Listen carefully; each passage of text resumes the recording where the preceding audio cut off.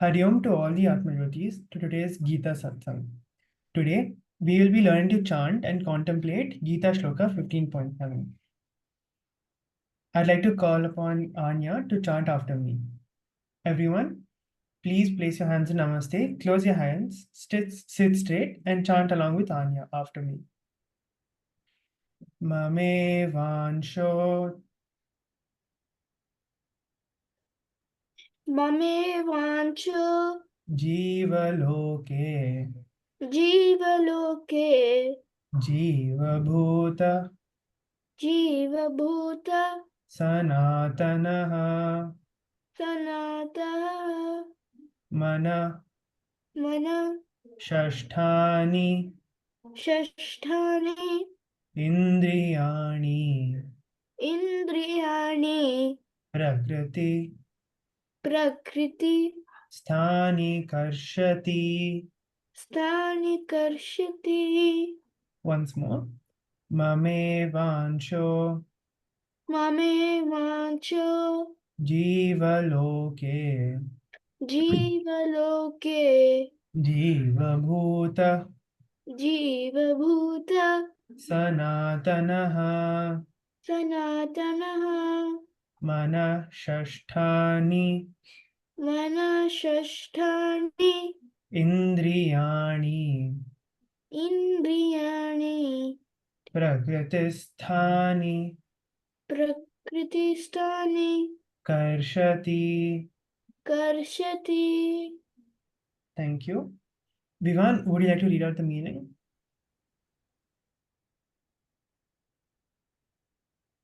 Okay, sir. The embodied souls in this material world are my internal fragmental parts. But bound my material nature, they are struggling with the 6 senses, including the mind. Thank you very much. Thank you, Vivan. Thank you, Anya. So, what is Krishna trying to tell us through this shloka? What is the main message he's trying to give us? Before we understand that, I'll narrate a small story, just like every other shloka. I'm sure many of you would have heard about him, but there was once upon a time a great king who was the king of Ayodhya. His name was Satya Harishchandra.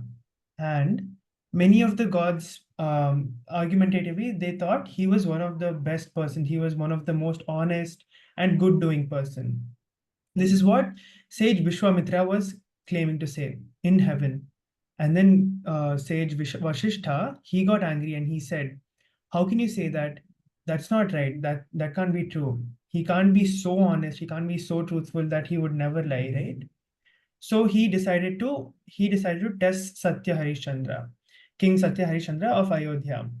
So he went in the guise of a sage and he went to Satya Harishchandra down in Ayodhya. And when he went there, he went and asked for gold. He went there and he asked, can you give me this so much gold that it is, he didn't even complete a sentence. And before he did that, Satya Harishchandra was like, okay, you can have it. And the sage Vashishtha was surprised. He was like, oh, before I even completed my sentence, he's already giving it. So he understood that Satya Harishchandra is actually not that easy to, to make him lie. So then he was like, oh, okay, fine, let me try some other method. So many more days later, he came and he asked again. He's like, can I have your entire kingdom? At this, he was sure. The sage was sure. Oh, Satya Harishchandra will definitely say, no, I can't give my kingdom. It's my kingdom and all of that. But to his surprise, he said, yes, you can have my kingdom. You can have all my kingdom and you can have all my precious and you can have all my belongings. And he gave it. He gave all of his belongings. He gave his entire kingdom. And he claimed that the sage was the new king of the entire Ayodhya. And then the sage also said, you also need to give me my gold that you promised on the first day. How are you going to do that? Then the King Satya Harishchandra, he requested humbly. He's like, give me a month. I will do what I can. I will give you the amount of gold that I promised. And saying this, he gave all his belongings, all his ornaments, all his belongings to the sage. His wife and his son, who was just a very small young boy, they all had to give all their belongings, their entire kingdom, all their luxuries They had a huge palace, a huge amount of gold and all of that. They had to give it up just for this one sage's request. All they were allowed to keep were the clothes that they had on them at that point. And the wife also had to give all her ornaments, all her jewelry, all her necklace, her rings, and all of that. They walked out as just simply plain, normal people with no jewelry, no belongings, no luxuries. And Satya Harishchandra he wasn't sad, he wasn't despaired, he wasn't like, oh no, I lost my entire kingdom, I've lost everything that belongs to me. He wasn't disappointed or anything. He was simply happy that he could fulfill his promise, and he was still an honest person. So and then like this, he had to just step out of the kingdom and he had to do his work. So he found some low working job, some normal wage working job, and he somehow made a small living.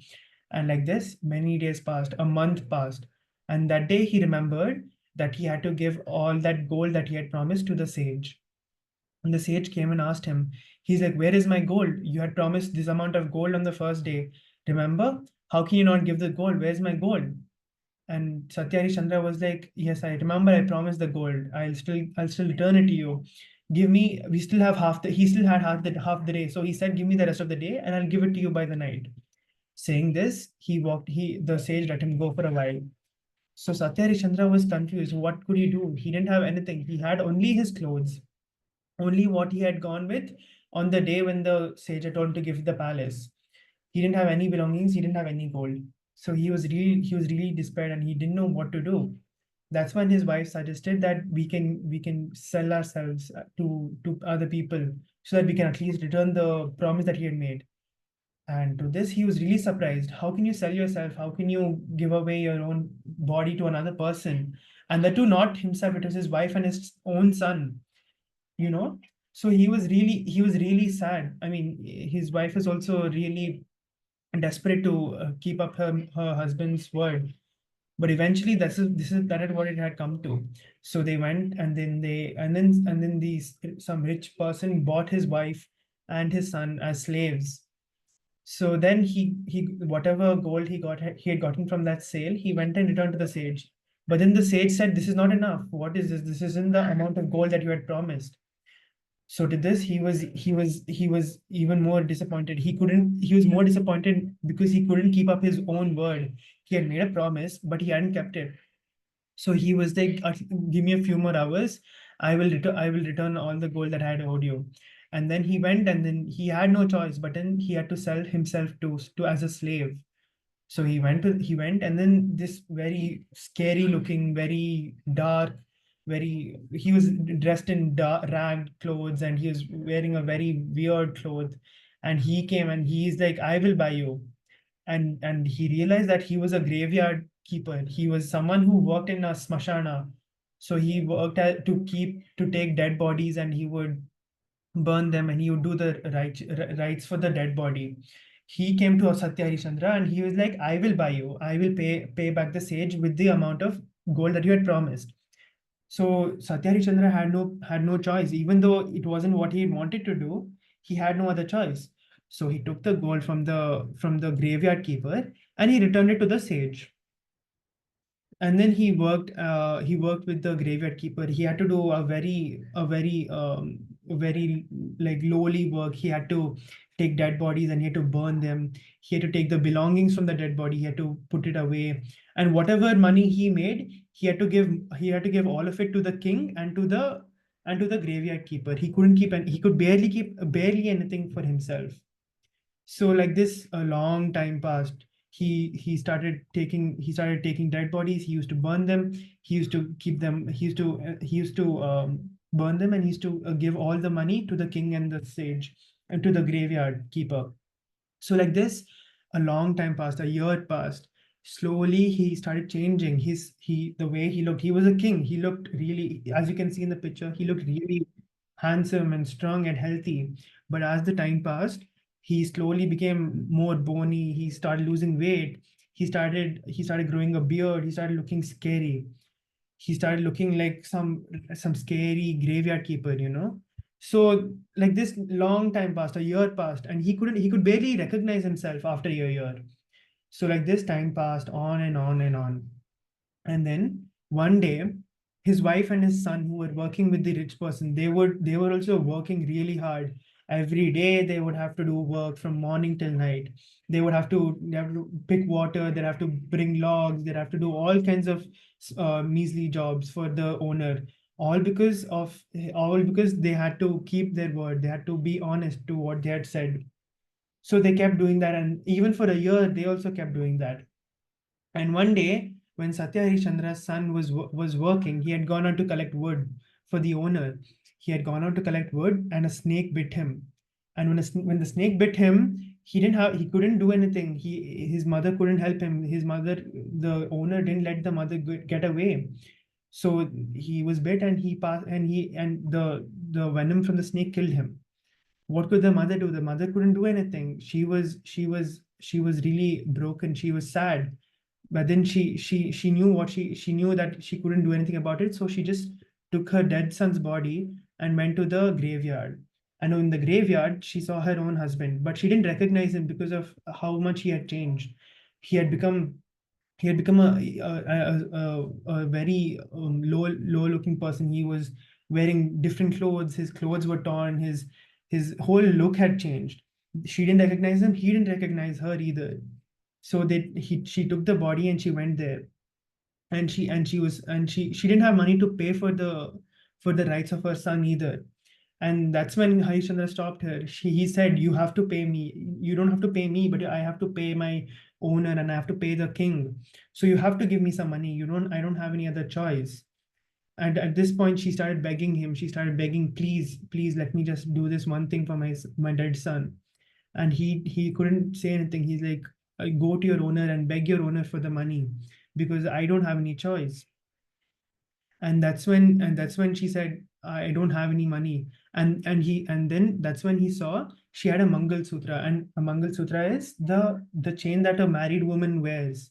And Satya Harishchandra saw this on the woman's neck, the woman who was his own wife. He saw it, and he's like, "Oh, you have a gold necklace, or your Mangal Sutra, you can give that." And that's when she realized that's her own husband, because only the husband can see the Mangal Sutra beyond all the clothes.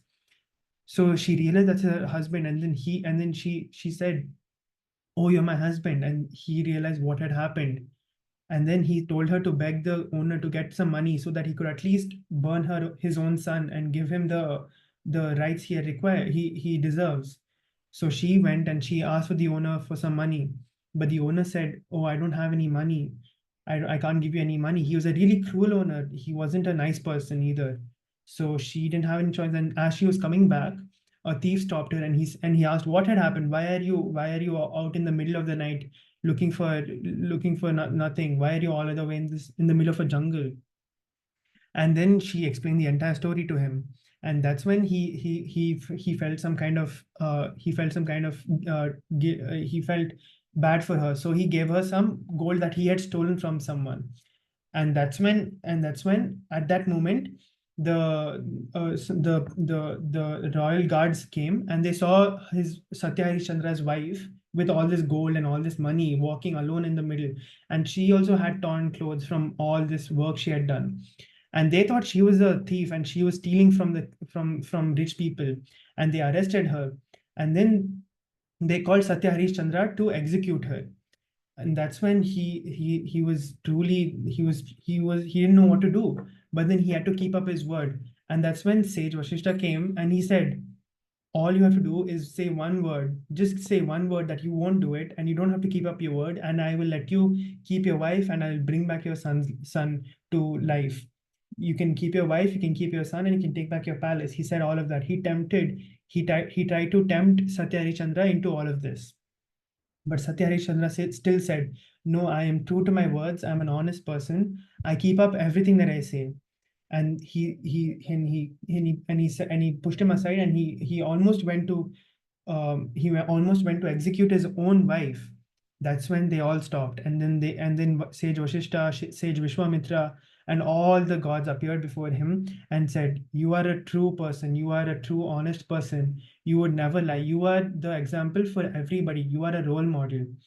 And he said, as because you're such a good person, because you've done so many good deeds, we will let you have eternal happiness. We will let you have your son back. We will let you have your kingdom back, your life back. So this is the story that I wanted to narrate. Satya Harishchandra. Even though he went through all of that, even though he almost had to kill his own wife, he was still true to his word, and he was still an honest person.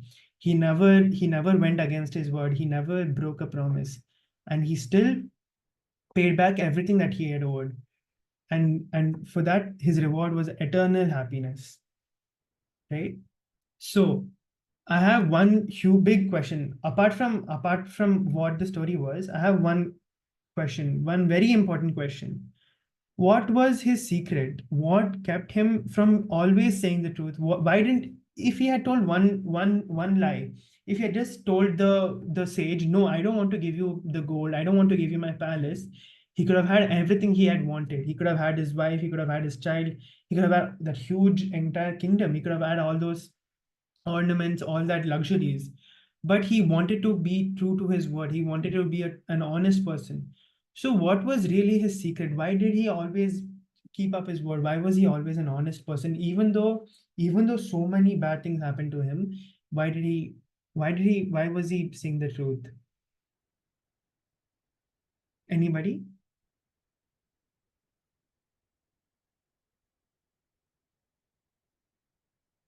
Snigdha.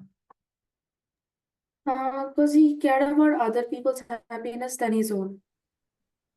So are you saying he cared about his happiness so much that he would kill his own wife and give up his own son's body?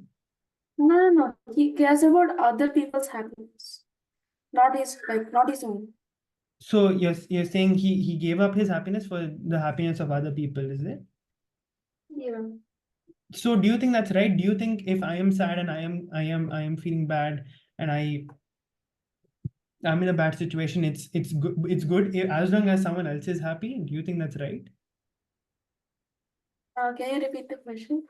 So let's say you have a chocolate, and then some random person comes and asks you for your chocolate. Would you just give it up just because it makes them happy? Let's say you really wanted that chocolate. Let's say it's some really exotic chocolate from some other country that your parents bought you. Would you still just give it up just because it makes someone else happy? Would you be happy about it? I mean, in the expectation, you're supposed to give it to them, but in reality, I would not really want to give it to them. Exactly, yeah. So what was his secret? Why was he always able to keep up that, oh, I should always keep up my word. I should always. I don't know. All right. Anya. I think that when he was born in heaven, no, when he was born in heaven and sent down, that story happened in heaven, right? I'm not sure. I'm not sure what you're saying. What? Okay, when he was born in heaven and came down to earth, the gods might have whispered something in his ears and said, always keep your word. And then he went down to the earth, and then when he grew up, he kind of remembered that, oh, I should keep my own word. You God told me this when I was a baby, and then he started keeping his secret. I don't know exactly. Okay, interesting. Sai Kiran?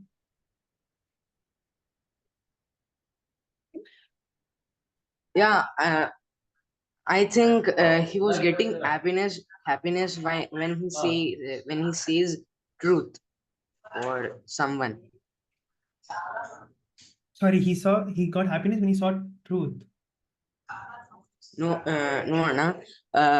I think he get happiness when he says truth to everyone. When he is truthful to everyone, he gets happiness to himself. Yes. All right. But then why would he give up all his he had that huge kingdom? No, let's say I give you the same example I gave Snigdha. Let's say I buy you some awesome chocolate from let's say Switzerland, and I give it to you, And then some random person, you don't even know the person, they come and they ask for the chocolate. Oh, can I have that chocolate? Can I have it back? Would you give it? Yeah, yes. You would give it. So okay, I've given you this chocolate all the way from Switzerland, and some random person, you don't even know that, some person on the street, they come and ask for the chocolate, you'll give it off to them. Hmm. Okay. I think no. Yeah, I no, right? You no, I wouldn't. wouldn't give. Right. Yeah. So then why did Satya Harishchandra give up his entire life? He gave up his own body. He sold himself to someone else, right? Uh, I think he wanted to be a truth person in his whole life. An honest person his whole life. Yeah. No matter what happened, he wanted to be honest. Yeah. But why would he want to be honest? What would he get from being honest? Happiness. Happiness. Right. So he did all of that just for happiness, is it? Right? Yeah. Okay. All right. Anybody else? Grihit, Shreyas, Raghavi.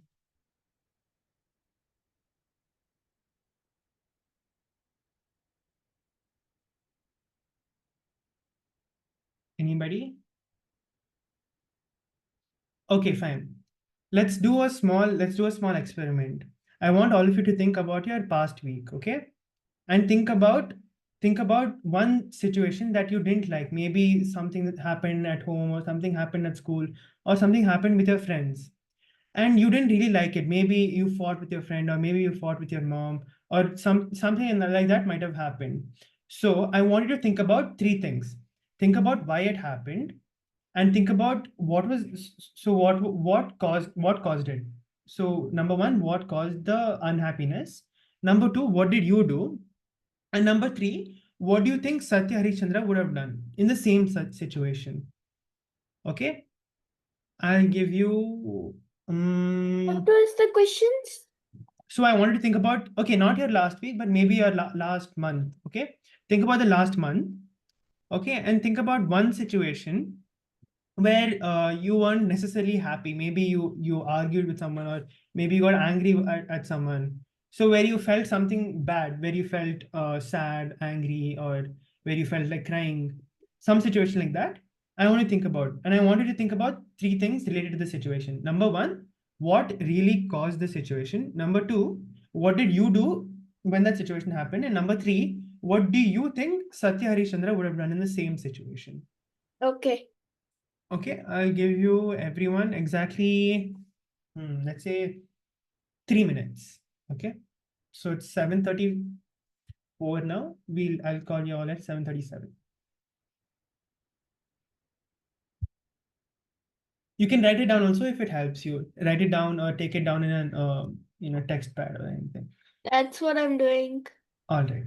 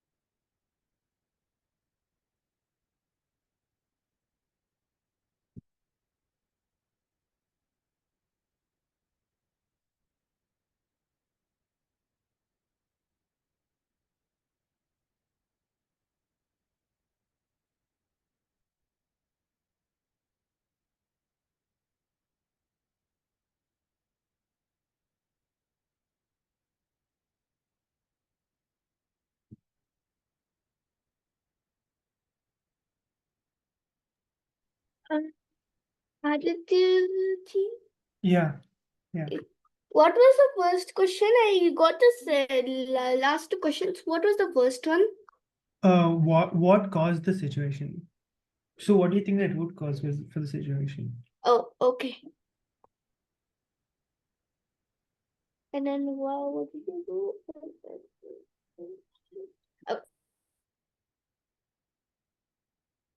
Okay, I think all of you have another minute.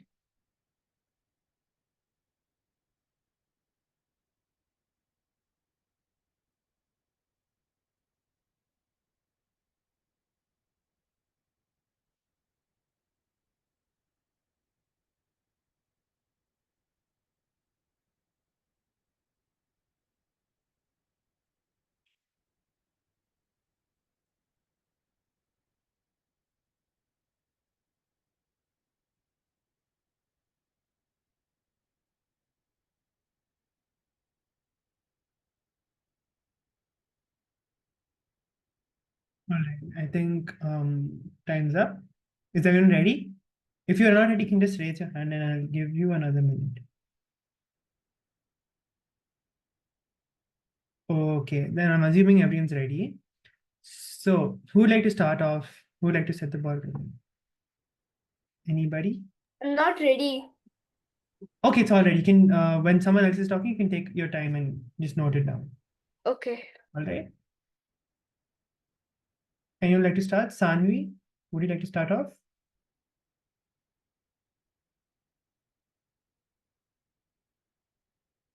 Okay. Shreyas.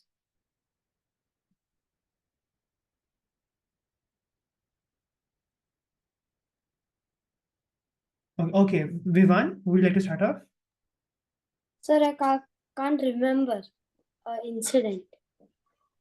You can't remember any incident from the past month or for however long, no It matter. was not past month. It was past like when I was 6 years old. Mm-hmm. On that time, it had happened. Yeah, go ahead. Would you like to tell us what happened and what? No, I don't remember it properly. So from when you were 6 till now, you have not had any unpleasant situation? Not that big. No, it doesn't have to be big. It can be a small argument, maybe some small argument you had at school with your friend.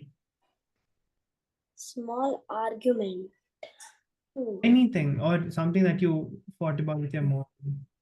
I think I need some time. Okay, no problem. Take your time. Snigdha, would you like to go? Like for now, I have like nothing in mind. Not even a single situation? Like I'm still thinking. Okay. Grihit?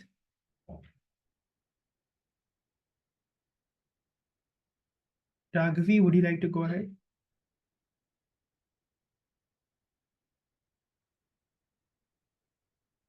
Diya, Disha?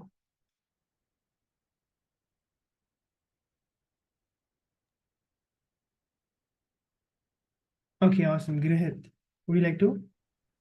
Yes. Okay. So it's in third grade in the final exams. Right. So, it was the social day. We Mm-hmm. were writing. And, so coordinator mom came and she told something, and because it was me and a third grader, we both were like from past no, from me and him were fighting. So I told the before day to him, idiot. So then he told to ma'am, coordinator ma'am. So I went there. So yeah. Okay, so you complained that your friend called you an idiot, your coordinator. Yes. Like Right. he Okay. sent a mail. Okay. And what was the the conflict or the argument you and your friend had? Like I was going to post school activities. There also he used to tell me something. I also used to tell him something. So Okay, so what do you think caused that situation? What do you think caused him to call you that word? Oh no. Don't know. Okay. And what do you think Satya Harishchandra would have done in the same situation when, let's say, Satya Harishchandra's best friend called him an idiot? What do you think he would have done in that same situation? He would have told to an adult. But Satya Harishchandra is an adult, right? He's a king of a whole country.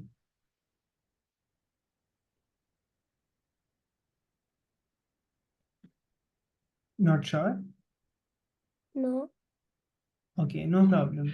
Anya, you want to go ahead? Oh yeah. Yeah. So yeah, Grihit and Vivan might as well know this because they saw it happen there in my school. Okay, all right.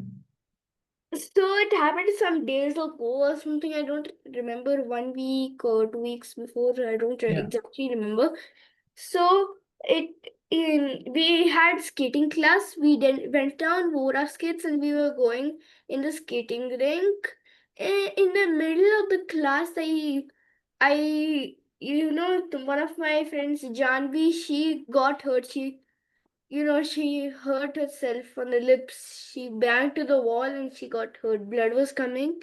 Okay. So we all were exactly worried about her. She went to the infirmary. She removed her skates, went to the infirmary. She was crying so bad. Okay. So okay. All right. What caused it, you're asking, is it? She lost balance. All right. Okay. She lost her balance. And then what did I do? I didn't do anything. I was skating in the rink. When I heard someone cry, then I came to the spot where the sound came from, and I saw that. At first I thought she was laughing, and then when I came closer, I saw that she was crying. Okay. Crying, and blood was dripping from my lips. So I got to know that she got hurt. Okay. All right. And what do you think? I'm not sure if this is relevant, but how do you think Satya Harishchandra would have handled the same situation? I guess he would go, manhandle himself, like soothing himself, like seeking medical attention, I guess. Trying to help her out, is it? Yeah. Okay. All right. Thank you, Anya. That was a good one. Anyone else? Okay, all right. Then I'll share one situation of mine. So last week, few of my some guests were over, and me and my brother, we had to make tea for them. So that time when we were making tea, we had some argument about how much water and how much milk we should put. And that time when we weren't agreeing, he started arguing with me, and I was making the tea. So when I saw that he was yelling at me when I was making the tea, I got angry and I started yelling back. And then that time we had a little argument in front of the guests, and I didn't feel good about that. Okay. So what I feel caused the situation was that there was some kind of misunderstanding. My brother was trying to tell me something, and I was saying something else. So there was maybe what caused the situation was there's some kind of miscommunication. So what did I do at that time? I started yelling back at him because he was yelling at me. I yelled back, and I don't think that was the right thing. I'm not saying it was right, but then what would have Satya Harishchandra done? I feel he would have tried to handle the situation much better. He would have tried to calm the other person down, or he would have tried to explain the situation in a much more civilized manner, or he would, even if the other person wasn't ready to listen, he would have tried to keep everyone calm and everyone happy. He would have maybe tried to console the other person and say, okay, fine, if that's how it should be done, then you can go ahead and make it. Or he would have taken the other person's help and made the tea. So that's another situation that I could think of. So similarly, can anyone else? Raghavi, go ahead. Yeah, so from the start of the year, I think it was the past 2 months, Mm-hmm. I had a friend who was really close. Like we were kind of close. She wasn't a very chatty person, so I'd really put in efforts into making conversations with her. I'd help her out in whatever if she was struggling in anything. And I Yeah. thought we were really, really good friends till the last year. And in the beginning of this year, she completely ghosted me. For some Okay. reason, she's completely turned cold to me and she's not talking to me. Yeah. And Okay. even if I try to put in efforts into talking to her, it is literally just one word answers. And Hmm. she's talking to other people in a very free and very fun way. Okay.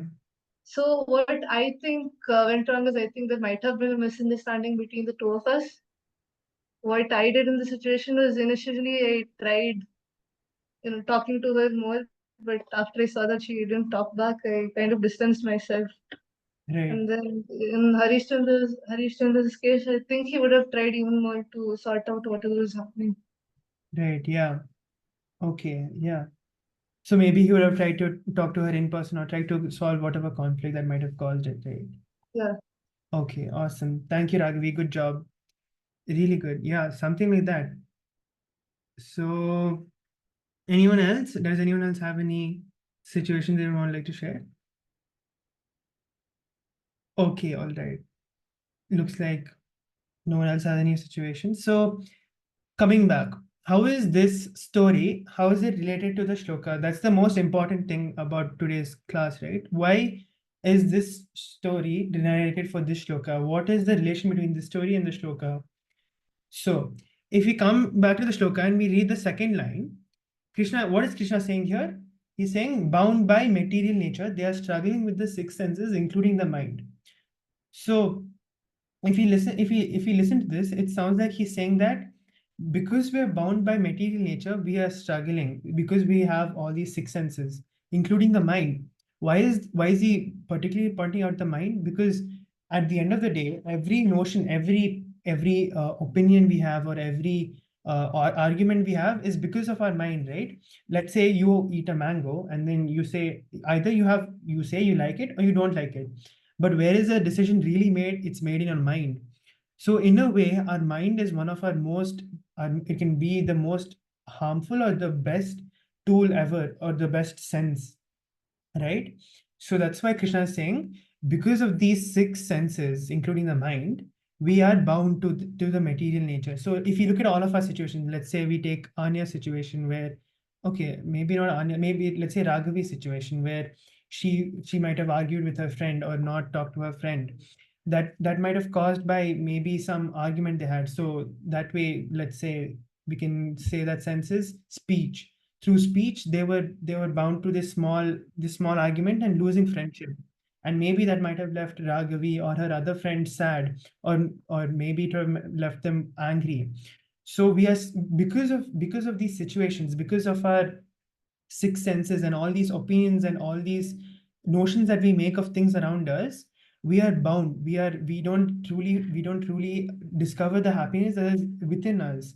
You may or may not think that I'm angry or sad right now, but then am I truly sad? Am I truly angry? Or is it just a notion? Is it just another notion made by my mind? When you look at a baby, do you see any sadness? You might see it crying, but that's just because it's hungry. That's just its way of communicating with its parents or the people around it. So a baby otherwise is always happy whenever it's full, and whenever it's healthy, it's always laughing, it's always smiling, or it's always playing. Right? So so to say that I'm actually angry or I'm actually sad, is that the correct thing to say? So just think about it. Am I truly sad, or am I just sad because of these opinions that I've made, because of what I see around me and what opinions I create? That's what Krishna is trying to say here. So we are in a way bound as in we're just confined to this small thinking and small world that we've created in our own mind using our six senses. That's what Krishna is saying. So if we come back to the story, even though Satya Harishchandra lost all those luxuries, all those, he could have had anything he wanted. He had a kingdom, he had a wife, he had a son. He was living happily in that kingdom. He gave up all of that. He wasn't bound to them. He wasn't attached to them. As soon as this sage, who he didn't even know about, as soon as he came, he readily gave up everything he owned. He wasn't attached to. He didn't say, oh, only if I have this kingdom, only if I have this or that, I'll be happy. He was okay with whatever he had, even when he was a graveyard keeper, even when he was doing such a, maybe not such a, maybe what people might say a very bad job, maybe even then he was still honest, and he was still at peace with himself, right? So that's what Krishna is trying to tell us through this shloka. So always don't be attached to things. Don't be attached to, maybe you're attached to your phone, or maybe some chocolate, or some friendships, or something like that. Don't be attached to them, and that's when you'll truly find happiness, and that's when you're not bound to anything. Is that clear to everyone? Anyone has any doubts? Is that clear? The story, the shloka, the small tiny experiment we had. Yes. I'm clear, but I don't know. Awesome. Okay. Snigdaya, yeah. Yeah, so I had a question on you told that what was Harish Chandra's secret. So what is his secret? Like actually, what's his secret? This is his secret. He wasn't really attached to anything, right? Even though he didn't have a kingdom, or he didn't have any belongings, he was happy with whatever he had with himself. So he didn't need some materialistic thing to be happy, because the happiness that he had was inherent to him, was within him. Oh, okay. That was his secret. Yeah. Good question. Anyone else? All right, then I'm assuming everyone's understood, and I'm going to ask everyone to share their understandings. Is that fine? Okay, Anya, I think I see your hand. Let's give chances to someone else. Rohan, would you like to share?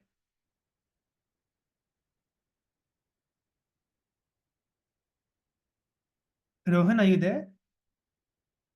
Yeah, so I have a network issue, so I didn't listen to the class properly. I'll try after some time. Okay, yeah, no problem. Yeah, Sanvi, go ahead. Yeah, so I understood that we should always follow dharma even if we are tempted by other materialistic things which we have always wanted, and we should always control our mind. We should always understand that if we need to control our mind in such a way that it does not go free, because it can be our best friend or our worst enemy when we don't control it. Right, yeah. Awesome. Thank you, Sanvi. Okay. Next. Grihit, would you like to share? Okay. So I understood that why always Satya Chandra used to always tell the truth, because in his name itself the truthness is written, because Satya means trueness. Yeah. So that's all I understood. So yeah, why was he always telling the truth? Because he wanted to. Do you remember what Sai Kiran said at the start? He was always saying the truth because it made him feel a certain way. Happy, sad. Would you like to guess? Let's say you tell a lie to someone, would you really like to talk to them or be around them when after you said a lie? No.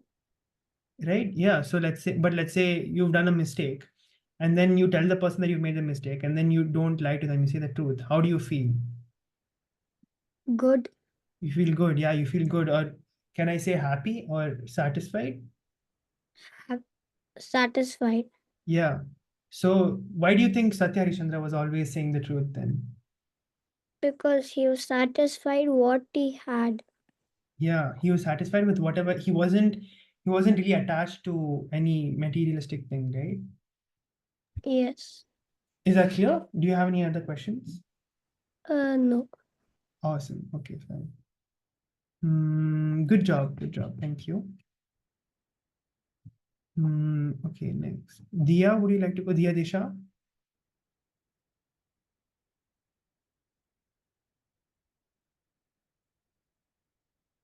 Diya Disha, can you hear me? Okay, no problem. Okay, Anya, go ahead. Would you like to share what you understood from today's shloka? Yeah. Yeah. So just give me a moment. So I learned that we shouldn't be attached to certain things. We should be always happy without things. Like suppose like you said to someone in the class that you got a chocolate from Switzerland, give Yeah. it to some person, Yeah. and then they give it to someone. They'll be so attached, and they'll say, no, I don't want to give. Yes, I want to give. But what I understood from this class is that we should not be attached to anything. Should always be happy. Yeah. You should be happy with whatever you have in life. Yes. Awesome. Okay. When And I how- was little, when I Yeah, was good. little, I used to ask for so many things to my parents, but now I Yeah. don't. Yeah. Because I learned that I should be happy with whatever I have. I should be grateful. My parents are earning for me. Yeah. Yeah. Beautiful. Thank you, Anya. Thank you. Next. Snigdha, would you like to share? Yeah, so the main thing I understood from the shloka is that you shouldn't be too attached to like other things, and you should always be truthful to one another, and that's the key of happiness. Yeah. Just like you said the example of Harishchandra, Yeah. he was very truthful and not attached to things. Yeah. So in return, he got eternal happiness. Eternal happiness. Yeah. Exactly. That's what I understood. Yeah. Beautiful. Thank you, Snigdha. All right. Raghavi, would you like to share? Oh, yeah, sure. So I learned that we shouldn't have any attachment to anything because nothing lasts forever, and that we should be satisfied and happy with whatever we have. Yeah. We should live in the present and not dwell about things in the past. Even in the story, Satya Harishchandra, he focused more on getting work done and keeping his promises rather than worrying about the glories of his past. Exactly. So Yeah. learn that we have to be honest and not have any ego or prestige. Yeah. True. Yeah. Very well said, Raghavi. Thank you. Yeah, Rohan, go ahead. Yeah, I understood that the desire to have more never ends, and Yeah. because of that, we need to be satisfied with what we have. Yeah. And how is that related to the shloka? Like if you're satisfied, you'll be happy, and you won't have any materialistic attachments. Look at the line that I've put in blue. What is that? What do you take away from that? That's a slight hint. What do you understand from that line? Bound by material nature, we are struggling with the six senses, including the mind. I think the six senses are not able to concentrate and work properly because of the attachment. All right. Not exactly like that, but somewhat similar, because we always are consuming things through our six senses. Our mind, the sixth sense, tends to create certain opinions about these things around us, So because of this, we have some kind of attachment. So like, let's say you see some kind of food, and then let's say paneer butter masala. I really love paneer butter masala. So when I see it, I have some certain, especially when I'm hungry, I feel certain lot of attachment to it. So if someone else takes it, I feel angry. So like that. So because of our six senses, we tend to create all these attachments to some things, and we are bound by it. So because of that, we always have all these many issues around us. Is that clear? Or do you have questions? Okay. Thank you, Rohan. Have I missed out? Oh, Sai Kiran. Yes, Sana, I would like to share my experience. Yeah, please. Today, what I understood is we should be to be happy in our life. We should not attach to material nature in our surroundings, and Yeah. control over our six senses. And now I understood the top secret of Satya. Satya Harishchandra, and now I understood why he was happy when he don't have anything Yeah. with him. Yeah. That's all my understanding. Thank you, Sai Kiran. Good job. Okay. I think we covered everything. Vivan, did I ask you to share? No, sir. Yeah, could you please go ahead and share? Okay, sir.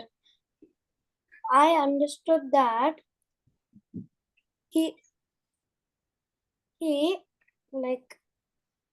was happy without materialistic things. Yeah. He didn't want anything. Like, I want this, I want that. He was like, no.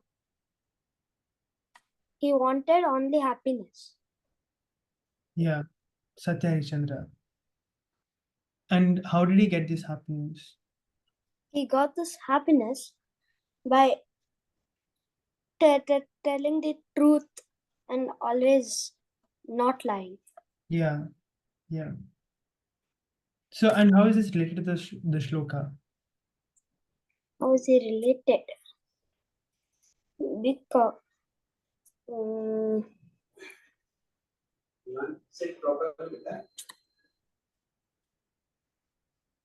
I didn't understand that. How is the story of Satya Harishchandra? Yeah, he lost everything and he was still happy. But Yeah. how is that related to the shloka? So it's on the screen, right? You can see shloka. Yeah. How do you relate the meaning? See the bottom, I don't know if you can see my cursor, but the bottom two lines or Yeah, the I can see highlighted lines. the highlighted ones. Yeah. How is the story related to those two lines? To these two lines. Bound by material nature. The six including the mind. Means the mind wants the things. So you're saying the mind desires all these materialistic things. Yeah. Yeah, that's true. That's true. So we see something, and then we don't see it. We always don't see. We smell something or we hear something, and then we tend to have a desire for it. Let's say you listen to a good song, right? And you always want to listen to it for a long time. So you create some kind of attachment to it, right?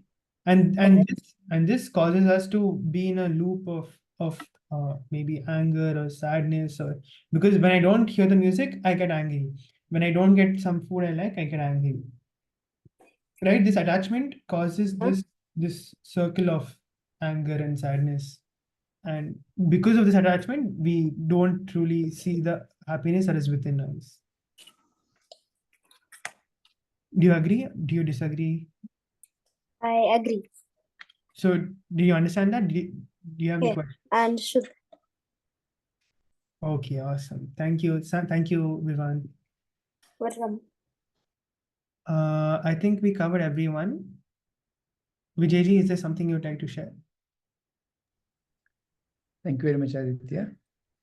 So, like how it was explained in the story, happiness is not necessarily something that you get from outside.